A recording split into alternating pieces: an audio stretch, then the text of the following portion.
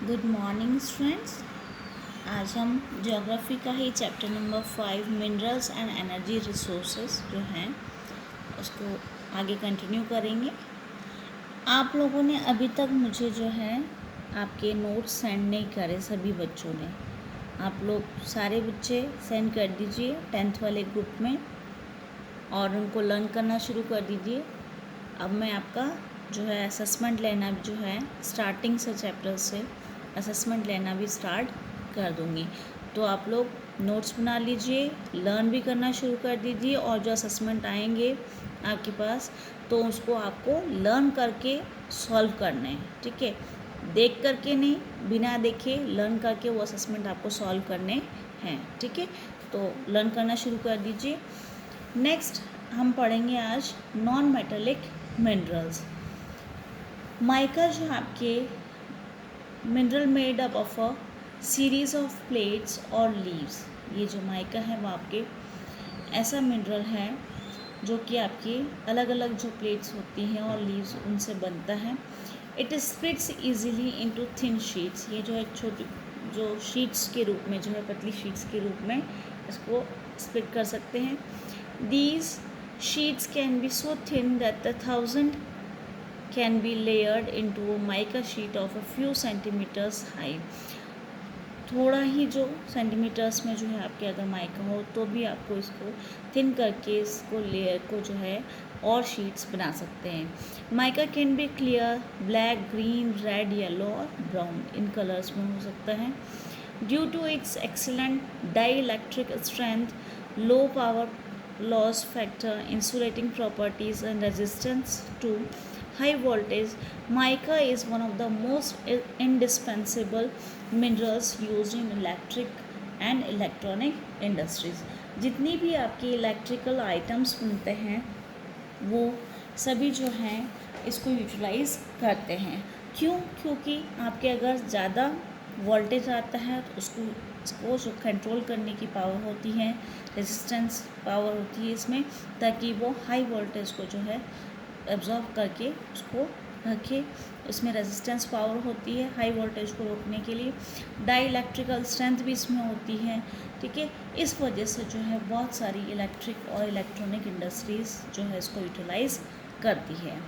Mica deposits are found in the northern edge of Chota Nagpur plateau, Koderma, Gaya, Hazaribagh belt of Jharkhand is the leading producer. ये हज़ारीबाग जो आपके झारखंड जो है वो बेल्ट आपके लिए लीडिंग प्रोड्यूसर सबसे ज़्यादा यहाँ पे होता है प्रोड्यूस। और ये आपके नदर्न एज जो छोटा नागपुर प्लेट्यू है वो भी आपके लिए इम्पॉर्टेंट है, ठीक है। और राजस्थान में जो है आपके the major mica producing area is around Ajmer जो हमारे यहाँ है। Nellore mica belt of Andhra Pradesh is also an important producer in the country. Nellore जो है वो भी इम्पॉर्टेंट प्रोड्यूसर बेल्ट है आपका आंध्र प्रदेश का। अब हम पढ़ेंगे जो हैज़ार्ड्स होते हैं माइनिंग के, आपके जो नुकसान होते हैं खतरनाक, उसके बारे में पढ़ेंगे। क्या आपने कभी सोचा कि कैसी लाइफ होती है उन लोगों की जो माइंस में काम करते हैं, क्या इम्पैक्ट होता है उनकी हेल्थ पे और हमारे एनवायरनमेंट पे। ये सब चीज़ें हम देखते हैं कि आपके एनवायरनमेंट पे जो है इफ़ेक्ट पड़ता है। जो डस्ट और जो नॉक्सियस जो आपके फ्यूम आपके होते हैं आप इनहेल करते हैं, नॉक्सियस यहाँ पे हार्मफुल जो धुआं जो है वो माइनस जो है वो उनके लिए जो भी वहाँ पे काम करते हैं उनके लिए डिज़ीज़ के लिए खतरनाक होता है। बहुत सारी उनको बीमारियाँ हो जाती हैं। The risk of collapsing mine roofs, inundation and fires in the coal mines are a constant threat to miners. जो माइनर्स होते हैं जो माइंस में काम करते हैं, अगर वहाँ पे माइंस की रूफ जो है वो भी कोलैप्स हो जाए या उनकी जो भी आग वगैरह लग जाती है माइंस में तो उनको जो है नुकसान पहुँचता है और उसके लिए उनको बहुत खतरा होता है।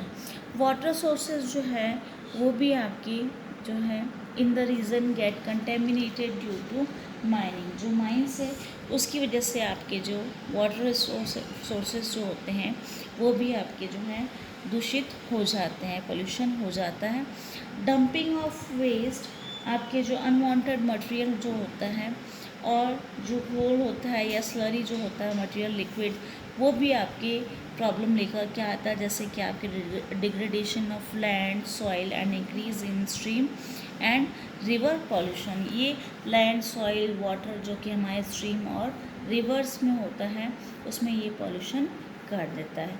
तो ये आपके खतरनाक सिद्ध होता है ये माइनिंग। इस वजह से आपके एनवायरनमेंट और आपके हेल्थ पे ये इफ़ेक्ट पड़ता है, इसलिए इन सबको कंट्रोल करना चाहिए।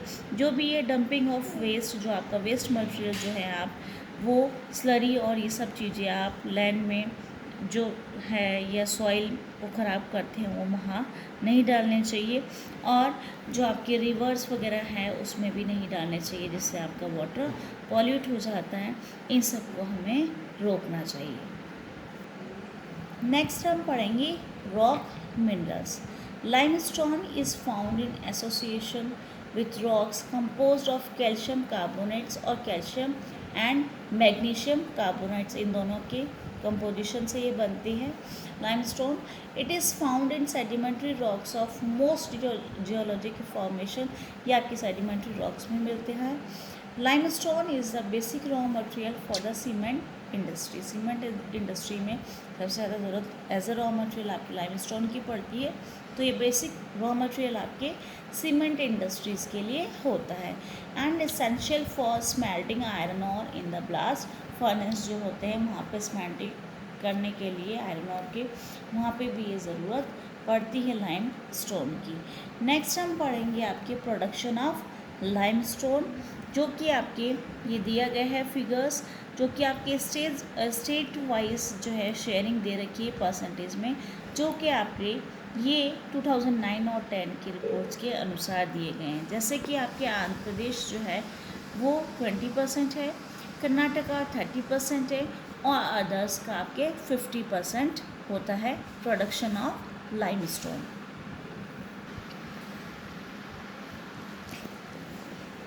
कि माइंस में जो है बहुत खतरनाक होता है वहाँ पे माइंस में काम करने वालों के लिए, तो क्या होने चाहिए उनके लिए स्ट्रिक्टर सेफ्टी रेगुलेशंस होने चाहिए और इम्प्लीमेंटेशन होना चाहिए एनवायरमेंटल लॉज का। वो इसेंशियल होते हैं। क्यों इसेंशियल होते हैं, ज़रूरत क्यों होती है उनकी, ज़रूरी क्यों है, ज़रूरत इसलिए है कि to prevent mining from becoming a killer industry, ताकि आपकी ये माइनिंग जो है अगर ऐसा नुकसान करेगी तो उसके लिए ज़रूरत है कि हम जो है इसको एक किलर इंडस्ट्री नहीं बना करके हमारे लिए प्रोडक्शन करें, अच्छा रहे और हम आगे डेवलपमेंट करें, ना कि एक किलर इंडस्ट्री के रूप में ये इंडस्ट्री बन जाए। ठीक है, इसके लिए हमें क्या करना होगा, हमको कंजर्व करना होगा हमारे मिनरल्स को।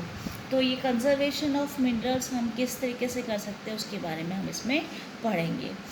क्यों संरक्षण करना चाहिए। We all appreciate the strong dependence of industry and agriculture upon mineral deposits. हम लोग जो हैं अच्छी तरह हम अप्रिशिएट करते हैं, हमको पता है कि हम डिपेंडेंट हैं इंडस्ट्रीज़ हमारी सारी, और एग्रीकल्चरल फील्ड में जो इंडस्ट्रीज़ है वो सभी जो है हमारी जो मिनरल डिपॉजिट्स है उन पे हम लोग निर्भर है, उनके बिना हमारा काम नहीं चल सकता, हमारा आगे डेवलपमेंट या प्रोडक्शन नहीं हो सकता।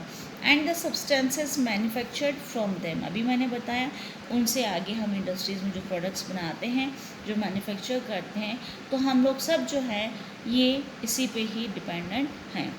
The total volume of workable mineral deposit is an insignificant fraction. आपका जितना भी आपका वर्केबल जो है वो आपके लिए इतना कम होता है, इतना अनइम्पॉर्टेंट है, मीनिंगलेस है, यानी इतने डिपॉजिट आपके पास नहीं है जितना कि आपको चाहिए होता है। ओनली आपके जैसे कि आपके 1% ऑफ द अर्थ क्रस्ट जो है उसमें से इतना ही आपको मिल पाता है, तो ये बहुत कम वॉल्यूम में स्मॉल क्वांटिटी में आपको रहता है। We are rapidly consuming mineral resources, आप जो है जल्दी से जल्दी इनको कंज्यूम करते जा रहे हैं, एक टाइम ऐसा होगा कि जल्दी से ख़त्म भी हो जाएंगी।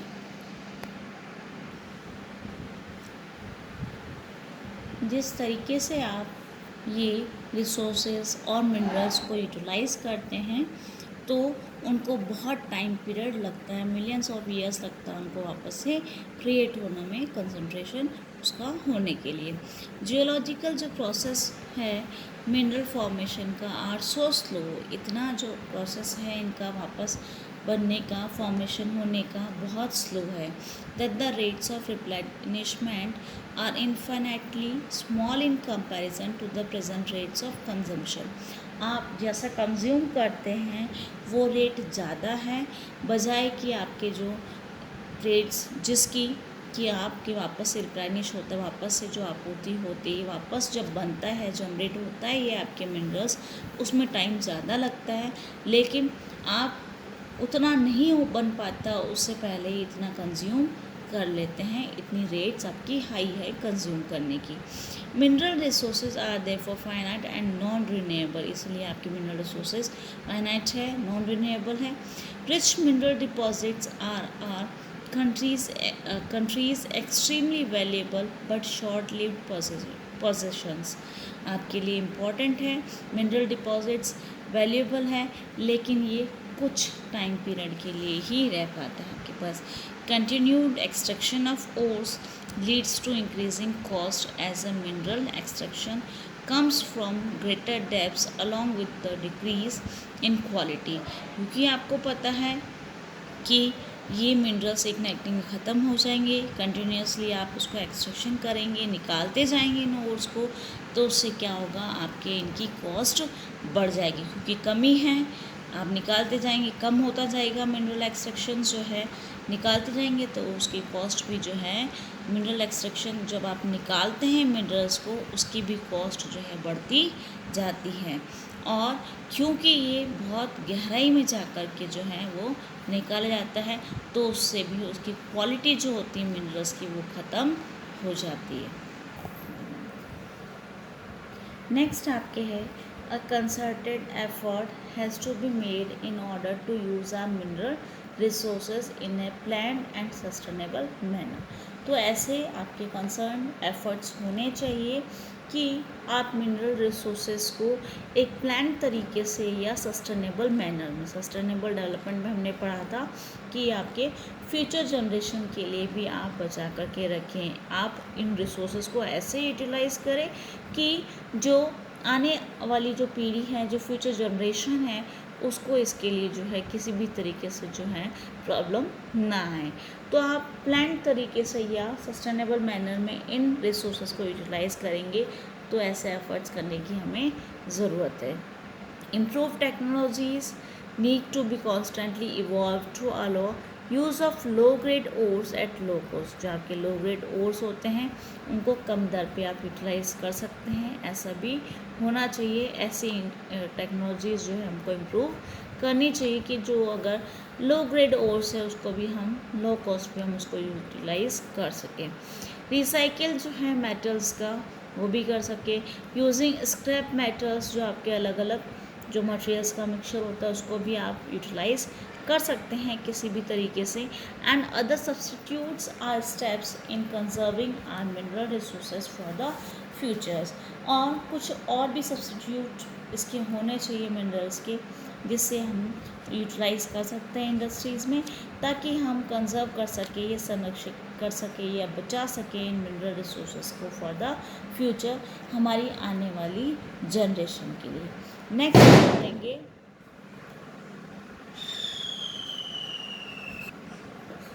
नेक्स्ट हम पढ़ेंगे energy resources. Energy is required for all activities. आपको पता है एनर्जी सभी जगहों पे एक्टिविटीज़ में रिक्वायर्ड होती है। It is needed to cook, to provide light and heat, to propel vehicles and to drive machinery in industries. ये आपकी एनर्जी की ज़रूरत पड़ती है सब एक्टिविटीज़ करने के लिए, जैसे कि आपके खाना बनाते हैं तब, या लाइट प्रोवाइड करने के लिए, या हीट देने के लिए, या व्हीकल्स को आगे धकेलने के लिए, आगे चलाने के लिए। And to drive machinery in industries, और आपकी मशीन्स जो होती है इंडस्ट्रीज़ में उनको भी चलाने के लिए। तो ये है कि ये आपके रिक्वायरमेंट होती है एनर्जी रिसोर्सेज की। Energy can be generated from fuel minerals like coal, petroleum, natural gas, uranium and from electricity. इन सब चीज़ों से आप जो है एनर्जी जनरेट कर सकते हैं। Energy resources can be classified as conventional and non conventional sources. आपके जो एनर्जी रिसोर्सेज जो होते हैं वो परंपरागत और गैर परंपरागत कन्वेंशनल नॉन कन्वेंशनल दोनों ही तरीके के होते हैं। कन्वेंशनल सोर्सेज जो परंपरागत तरीके से, जैसे आपके फ्यूल वुड जो होता है, फायरवुड, कैटल डंग, केक या coal, petroleum, natural gas and electricity, both hydel and thermal, ये आपके कन्वेंशनल सोर्सेज हैं। नॉन कन्वेंशनल सोर्सेज वो हैं जैसे कि आपके सोलर, विंड, टाइडल, जियोथर्मल और बायोगैस, एटॉमिक एनर्जी, ये आपके एग्जाम्पल्स है कन्वेंशनल और non conventional sources of energy के। Firewood and cattle dung cake are most common in rural India. आप लोगों को भी पता है ये जंगलों से लकड़ियाँ काट करके या कैटल डंग केक जो है वो आपके काम में, जो आपके गाँवों में ज़्यादातर इंडिया में ले जाता है। According to one estimate, more than 70% energy requirement in rural households is met by these two. ये जो आपके एस्टिमेट जो लगाया जाता है उसके अकॉर्डिंग आपकी 70% एनर्जी रिक्वायरमेंट जो होती है वो गांव में जो है के घरों में इन्हीं दो से ही होता है, आपके फायरवुड और कैटल डंग केक से। ठीक है, तो ज़्यादातर 70% ये इसी से ही एनर्जी लेते हैं। नेक्स्ट आपके हैं continuation of these is increasingly becoming difficult due to decreasing forest area. क्योंकि आपके प्रॉब्लम भी आ रही है, इंक्रीज़ हो रहा है, आपके डिफ़िकल्ट हो रहा है। क्यों? क्योंकि आपके फॉरेस्ट एरिया जो है वो कम होता जा रहा है, इससे इसमें कमी भी हो रही है। और moreover using dung cake too is being discouraged. अब जो आपकी डंग केक है वो उसको भी मना किया गया है, because it consumes most valuable manure which could be used in agriculture. ये जो आपके हैं इसको भी जो है यूज़फुल नहीं माना जाता है।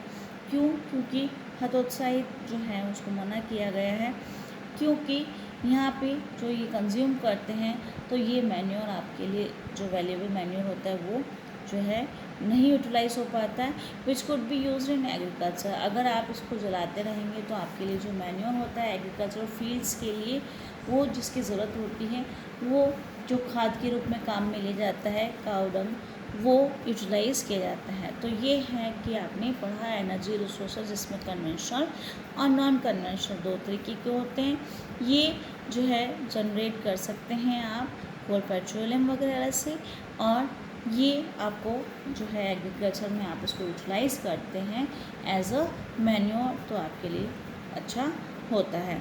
नेक्स्ट हम कल पढ़ेंगे आपके यही एनर्जी रिसोर्सेज के बारे में ही, उसमें कन्वेंशनल सोर्स ऑफ एनर्जी, कोल, और आपके जो इसकी जो अलग अलग कोल के एंथ्रासाइट वगैरह हैं उसकी क्वालिटी के अकॉर्डिंग एंथ्रासाइट वगैरह, और लिग्नाइट और बिटुमिनस एंथ्रासाइट, ये अलग अलग क्वालिटी के अकॉर्डिंग कोल है, जो कौन सा बेस्ट क्वालिटी का होता है उसके बारे में हम कल पढ़ेंगे।